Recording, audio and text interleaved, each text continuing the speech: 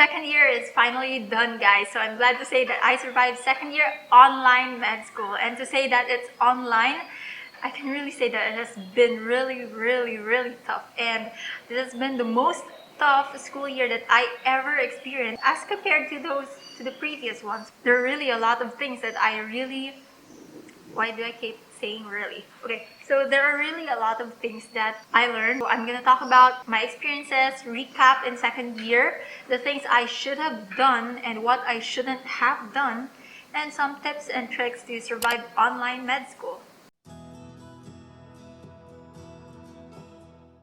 First year, so we're gonna talk about the anatomy, physiology, histo, biochem, and other normal stuff. And second year, we had to talk about the abnormal stuff, the patho. We had to talk more about the pathology. And what I should have learned, I wish I read Robbins ahead, or I don't know, maybe just had that grasp of reading Robbins ahead.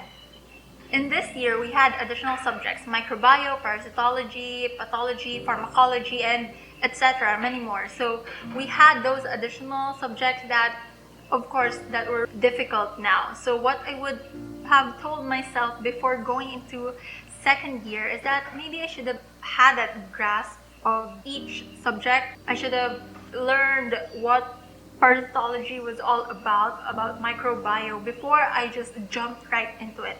So if you can, have that forehand knowledge as much as you can. Also, I'd like to point out is revisit history. I know it's bad to revisit history. Pag ex mo, guys, ex mo na yan. Whatever. So with this one, it's good to revisit history in medicine. So let's talk about what were your subjects like in first year. I know that you passed first year, but I know that there are also topics under first year that you weren't able to grasp that much or as perfectly as you could. So what I should have learned is that along the way in second year, we had to revisit history. We had to revisit some topics in first year. And for me, it should have been very easy for me. Sometimes I couldn't help it. I had to open some of my notes back from first year. And then, of course, during summer, I should have gone through it, revisit history, and that's what I would have told myself. First read is not enough. Second read, they're okay. Third read, they're the best. And fourth read, wow, you're pro. So for me, we didn't have the luxury of time because, of course, with so many distractions coming here, left and right, I only got to maybe up to second read. But what I should have done is that, I should have pushed myself better to go up to fourth read. First read, they're never really enough. They're like the grass for you. Second read, that's when you have to memorize all the things. That's where memorization comes in. What I should have done is that I should have pushed myself up to fourth read, maybe even fifth.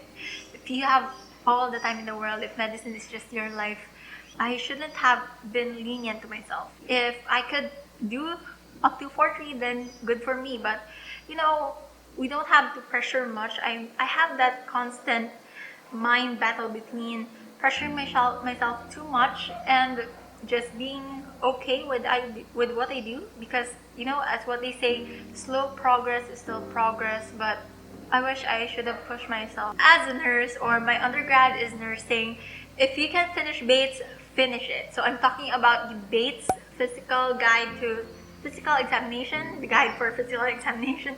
Yeah, so I really enjoyed reading Bates a lot. It will really help you if you have PDR in your subjects, or what they say, OSCE in other schools. I'm not really sure.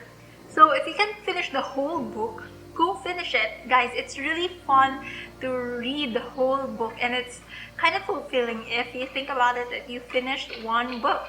Another thing that I learned is when you're watching asynchronous lectures, do it at ×2 speed. It really saves your time, I swear. And then when you listen so fast, I think the memory, I don't know, it's kind of very debatable with this one.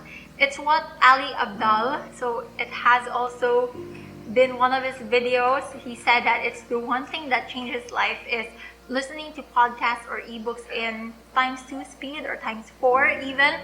So for me, I did it at ×2 speed, all the lectures. At first, I will have to do it at ×2 or maybe even ×2.5 speed. so that I can just have the gist of what the lecture is all about. And then I go ×2, and then if there are terms that I couldn't really understand, I'd have it 1.5. But if you can, guys, do it at ×2 speed. That worked for me. It may not work for you, it may not work for anybody, but if you can just try it, I think it's a game changer. One thing I also told this tip about, I had a video with Bea Florqui. She has also her YouTube channel. I also emphasize group studies. So for me, it's study buddy for accountability. It worked for me because whenever I think that I'm very lazy to do something, I'm very lazy to study, or I don't really feel like studying, but when my friends, they would invite me in over for a G-Meet study session online, I'd have to force myself to study with them. And lastly, distractions. So with this one, I'm really bad at doing this advice to you guys because I myself, I get distracted a lot, especially in my home, because during the pandemic or during the first sem of my school year, or maybe even up to second sem, I had to switch places on where I would do my online classes, where I would sleep, because of course our house is being renovated, etc. I had to adjust really for the places that I would be in. But for now, I think I'm okay. And then I kept thinking that these family times, these dinner outs with my family, they're the best. I wouldn't be able to turn back time. You know, the things that I missed, the time that I missed being with them, I wouldn't be able to turn back time. But because of this pandemic, it gave me an opportunity to be with them throughout my med school second year life. But also, it's another con is that I get too distracted with them, being with them, not wanting to miss family time. So it's up to you to manage your time, set boundaries. I guess those are the only things for now that I can recommend, or I can say to you, the things that I should have learned how to survive online second year med school. And there are more lessons to be learned, especially now that I'm an incoming third year. Yeah, thank you, Lord. So thank you, guys. I hope that this has somehow helped you. You found some tips here that are very helpful. If there are other tips or comments you'd like to add up on, just comment them down below. I hope that I somehow have inspired you all to just continue, just push through a second year or third year or first year online med school. It's really tough given that we're in this pandemic, given that we're studying in an online platform. Let's just say that this school year it has been tough, but I am tougher. So that's it, guys. See you in my next video. Bye!